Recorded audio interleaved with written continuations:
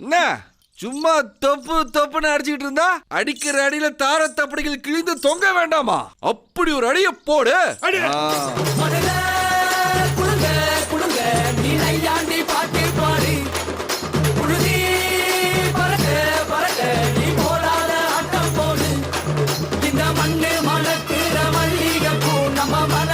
எடுத்து சொல்லும் வந்து நின்று ரசிக்கிற ஊரு சனம் இந்த நேர இழுத்து செல்லும் தன